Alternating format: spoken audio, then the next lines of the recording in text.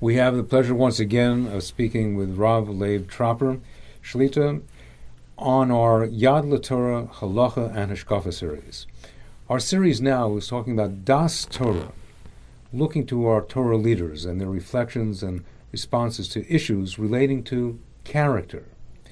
We know, Rav Leib, that it says that children of all ages close their eyes to advice and open their eyes to example.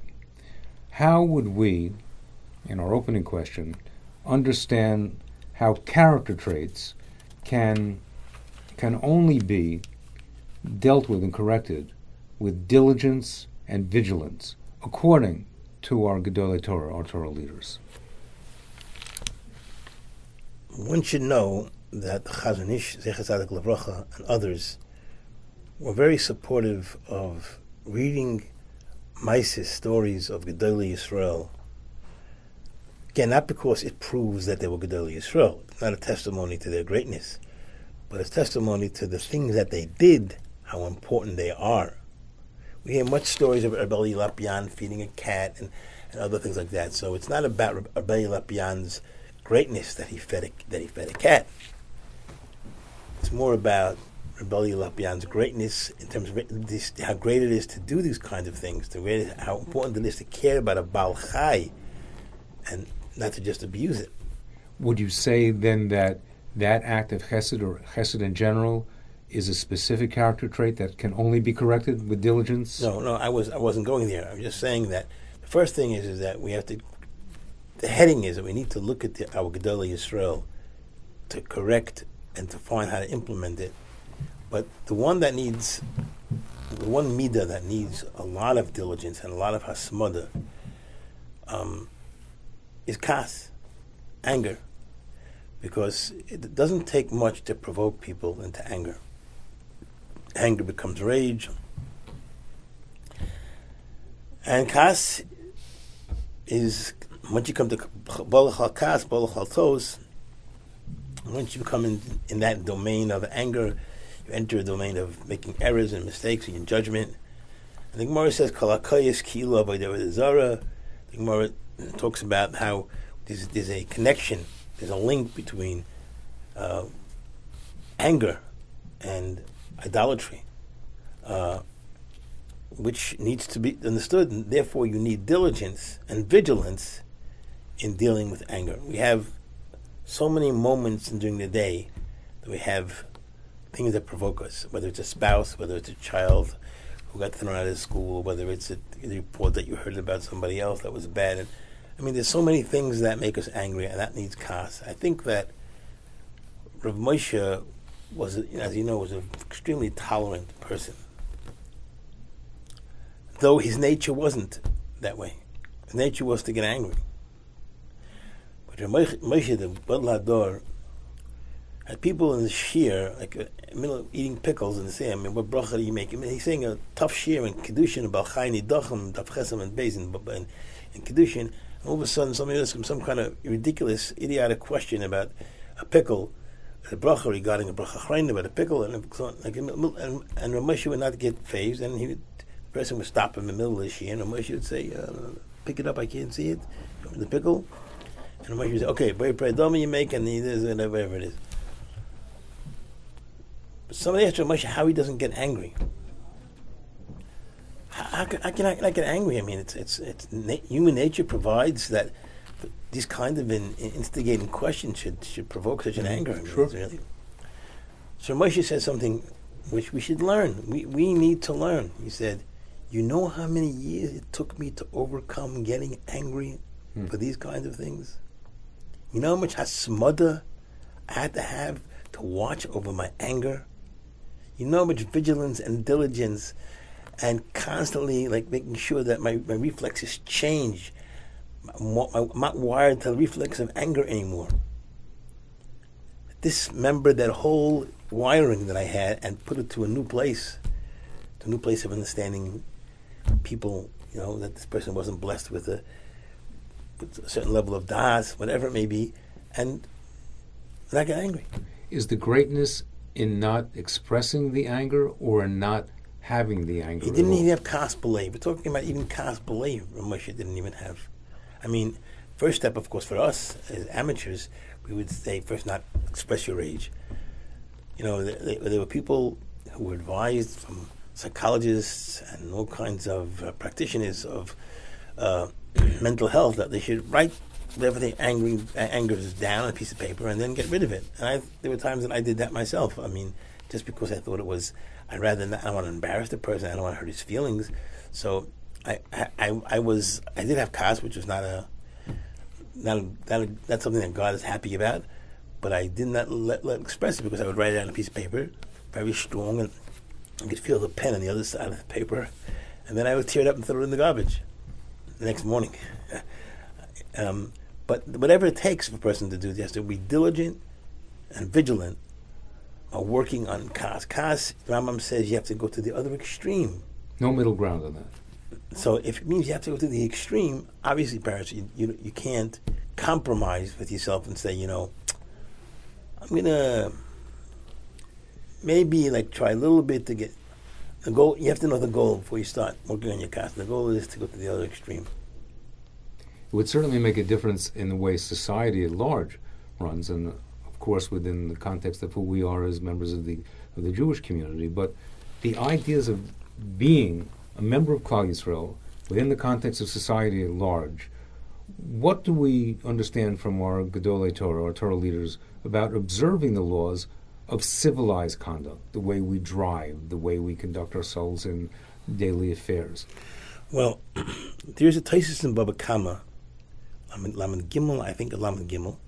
Taisus in Baba Kama says that it's better to be the one who is the damaged than the one who damages. In other words, the one who is the mazik, it's better off to be the nizik than the mazik. The victim of something is better than the perpetrator. So people run into a car, like I watched somebody jump into a car to go to the mountains for the weekend. Who knows what you think he was going to, like the Beis Hamikdash, to couple playing Mashiach or something. I don't know what was going on, but then jumped into this car, zoom, like he was there before he left. I mean, it was I couldn't understand. And that's Shmiras HaNefesh for Guf. That's people watching the Shama and the Guf. They give them a Guf. They have to watch it and be careful. And another person can be hit, Chas v'Shalom. I mean, forget about themselves. But you don't have to worry if you don't want to worry about your own health. But you may kill somebody. You may hurt somebody. You may damage somebody. You may cripple somebody. Who knows what may happen to you? So you can't let that just slide by. And that's part of halacha actually about Shmir.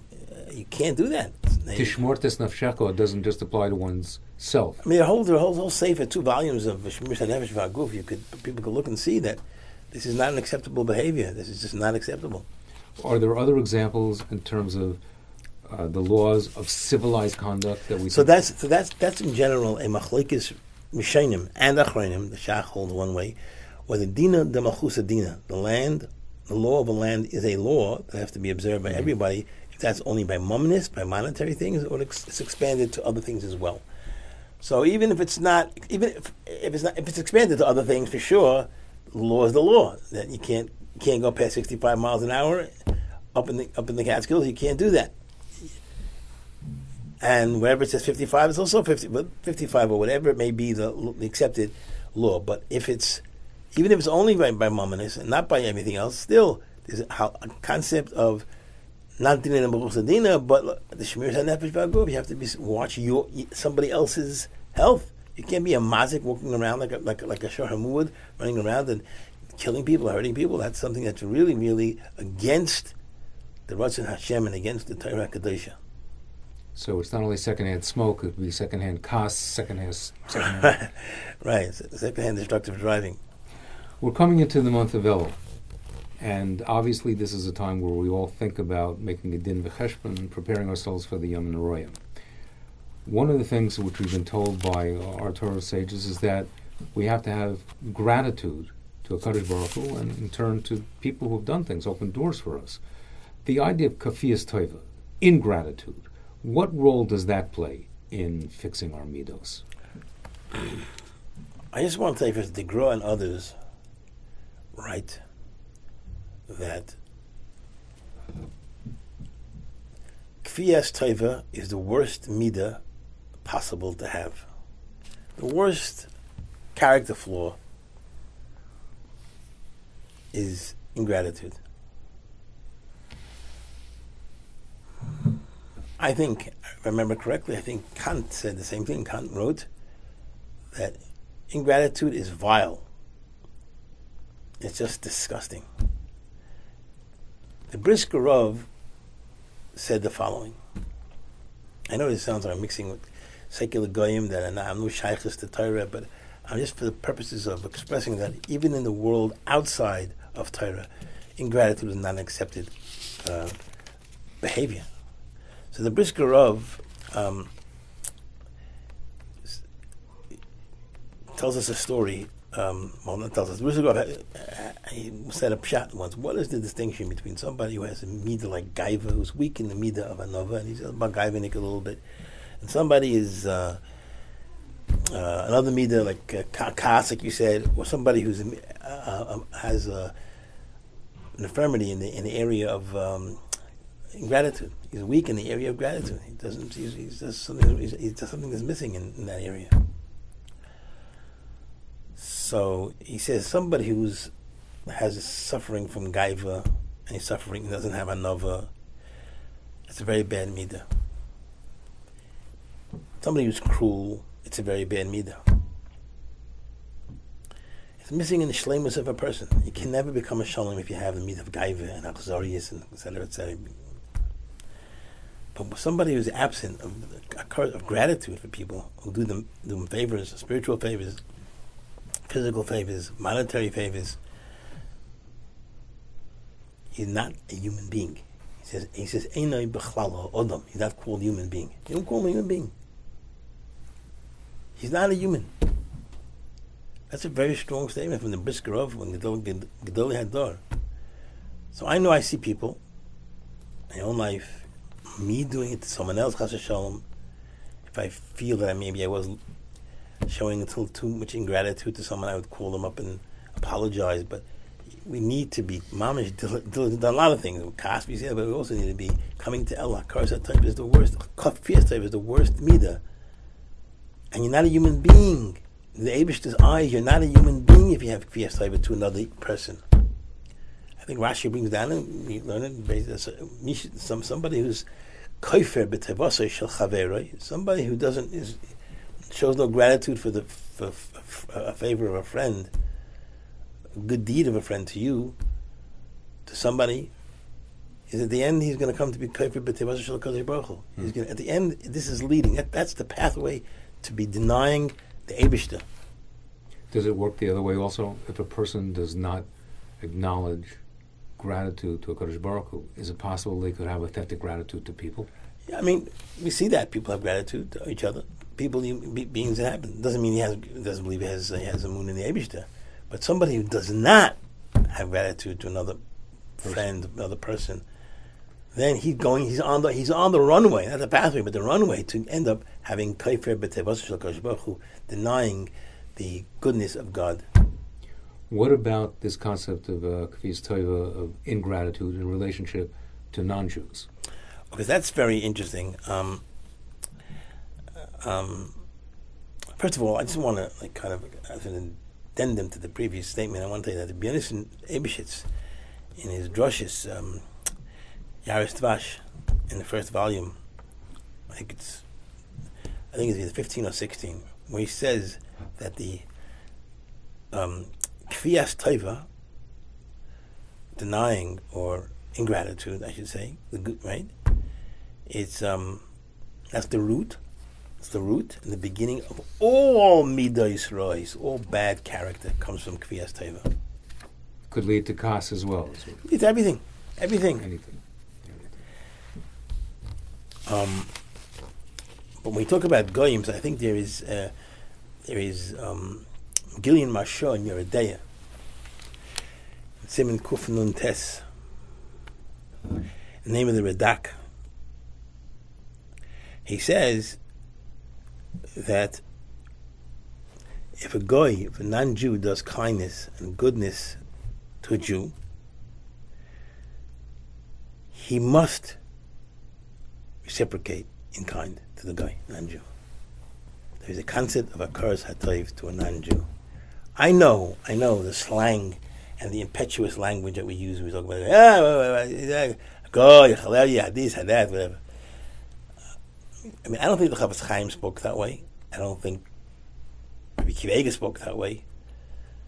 You know, either he didn't say anything or he said something good. So when a guy does one a favor, to dismiss it is for actually showing the inner character of an individual. And second of all, it's wrong. The Mashra says it's also to go and deny it, and also not to go and reciprocate. It's forbidden not to reciprocate to the guy. You must reciprocate to the guy.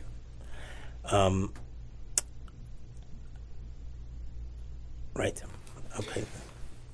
Again, on the theme of Elul, which encompasses so many themes, including that of tshuva, obviously. But one of the fundamental principles that we had talked about once before, and I think is important to bring up at this time, is the concept of noser ol b'chavero, sharing someone else's burden.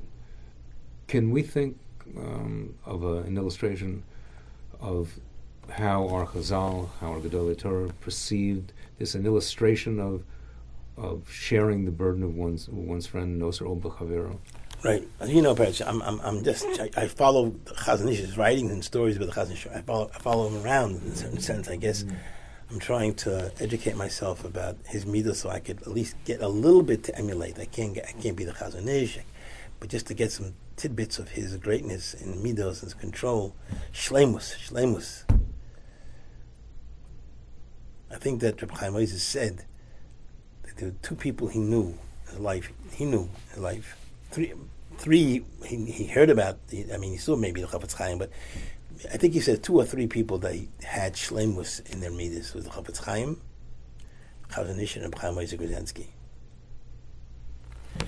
So let me tell you what happened with the Chazon Ish. The Yid Rabbi Akiva Tannenbaum, close to him, so he relates the story over in a sefer. He said he was once talking to the Chazon Ish. They were talking about something regarding the public ruchnistic welfare of Klal Yisrael and Eretz Yisrael. And all of a sudden, the Chazon Ish started crying. Paratz bepchi, he writes.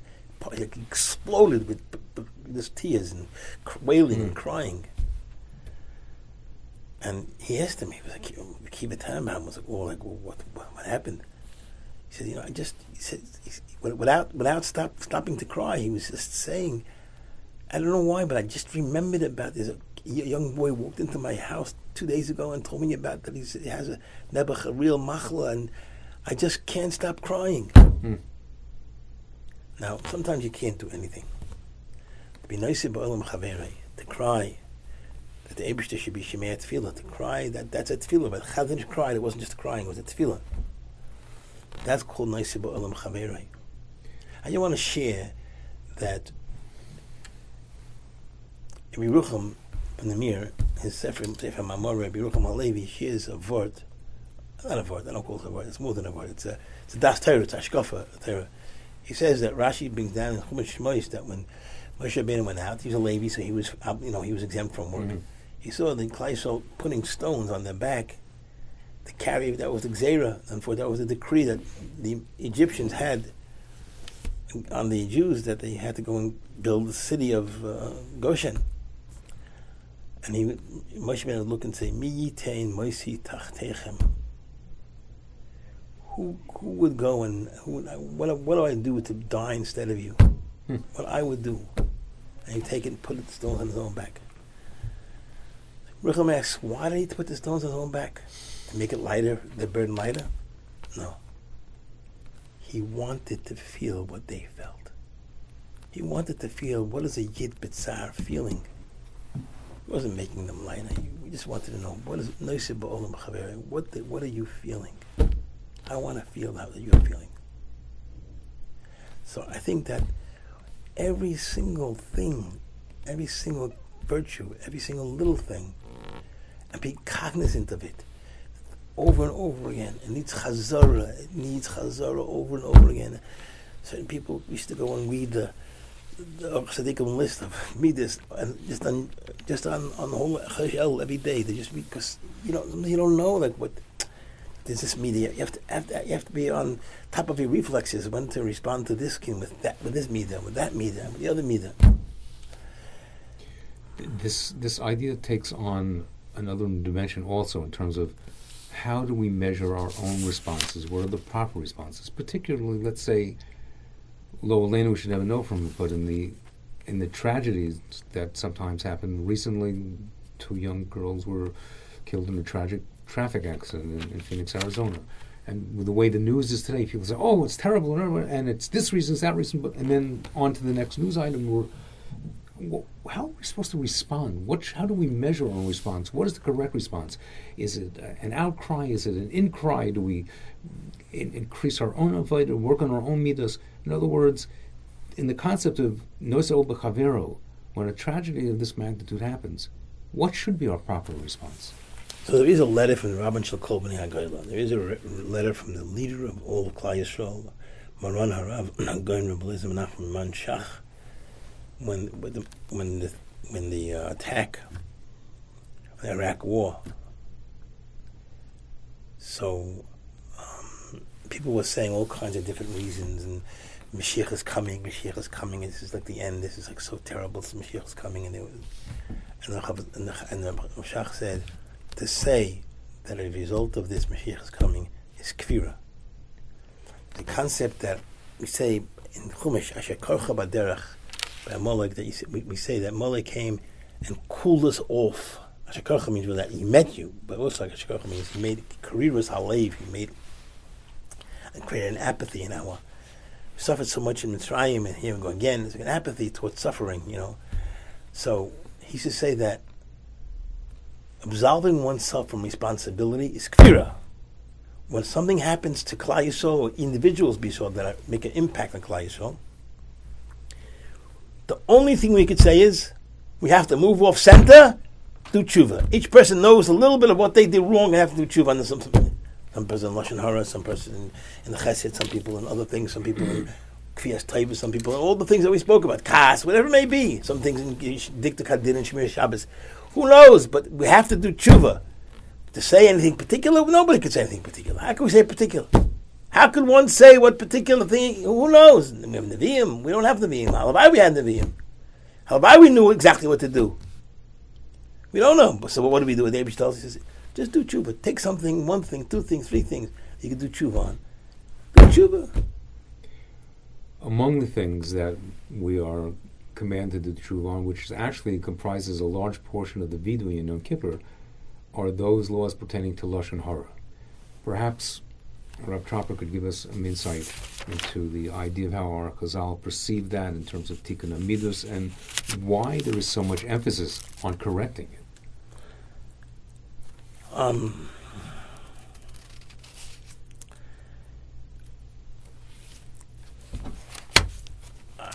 When I was coming here, I was making a note for myself about this problem with Lashon Hara.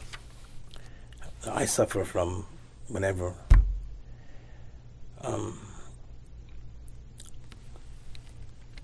we all of us suffer. The Gemara says, "V'kulam Lashon Hara." Everybody's nichshel in Lashon Hara, and we take it very lightly.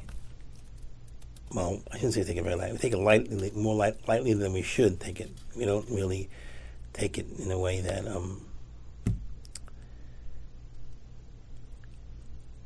So, just let me find the note that I wanted to say, just to make sure that I'm going to complete the note.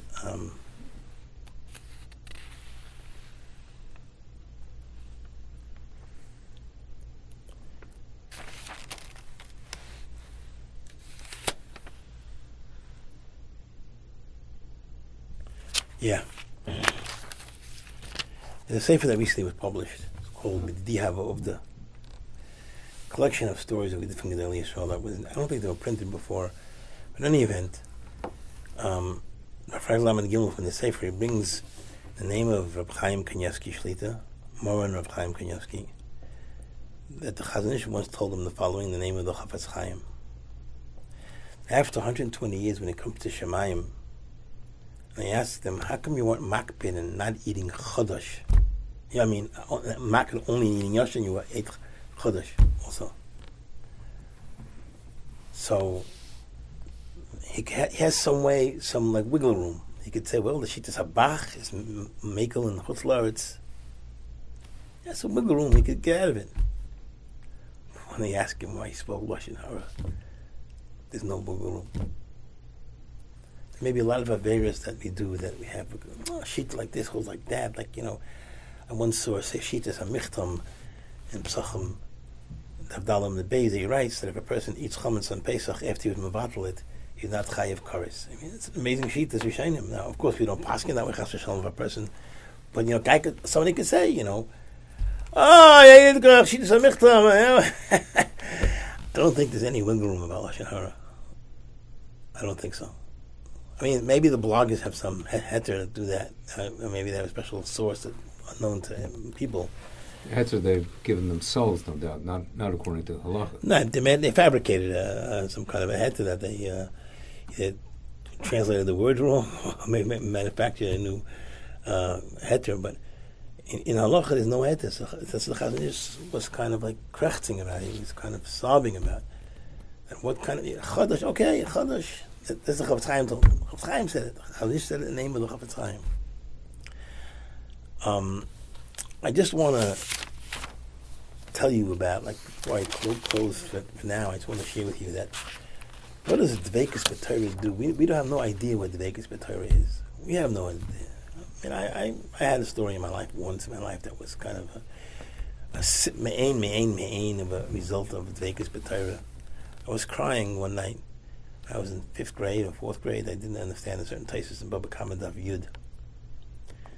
And in my dream that night, somebody told me the taisus. And I came back next morning to yeshiva, and I sent over the taisus to the Rebbe, and he said, and I told him what happened. That happened to many people. I heard other people things happen like that. But I was a kid. I was very much like the freshness of Torah to me was very exciting. But Chaim Kanievsky woke up one morning. Actually, it was in the 9 days, and he took a nap. He takes a nap in the afternoon. He took a nap, and he gets up early. And he says to his grandson, Rabbi Dalia Honigsberg, he says to him, I need a wash, I got to go right away to I want to say something special. He said, in his dream, he finished Masechtas Brachas. In his dream, he learned Masechtas Brachas. It's like the Eibusha talking to Moshe Rabbeinu had, I would talk to him, Mamish, I talked to him in a dream.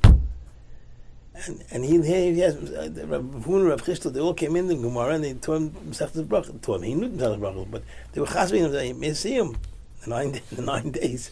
May they see him. So Rabbi Dalia Honigsberg asked him. He says, "How long did it take for Zayda, the Rav, to finish the Masechta in the dream?" He said, "Don't ask too many questions." He didn't want to answer him. That's all because of his Dveikus B'Torah. It doesn't have to mean, I don't mean only a person who is learning 30 hours a day or 26 hours a day, but a person who's, like, his main thing of his life is K'hem Chayim Rech Yameinu. His main 2 hours in the day is in 2 hours he comes back from work. He says goodbye to his wife, he says good night, he's going to yeshiva to learn. 2 hours in the morning, 2 hours on a Sunday morning, he's going to learn. That person, that Kesher of Torah brings the Madrega, like, that Reb Chaim has. These, where you could finish making Masechta in the middle of the night or in the middle of the afternoon. We should all hear Besuras Taibis, and we should all go into Elul, which is soon, with a new charge, with a new responsibility, with a new achrayus, to feel this achrayus, that we have to be cognizant of our things that we're doing. We have to write them down. We have to know what other Middos that I have to be careful with. It's a very gratifying feeling to know that I held myself back in and speak Lashon Hara today. It's a very gratifying feeling that when you feel like you want to get angry and you say, you know what, I'm going to just say to myself, this person is telling me like I'm a human being and he made a mistake. I'm sure he'll probably recognize the mistake in a short while. I'm not going to say anything. Thank you very much. Thank you, Rav Leib Tropper, as we continue in our series, Yad Torah. Thank you.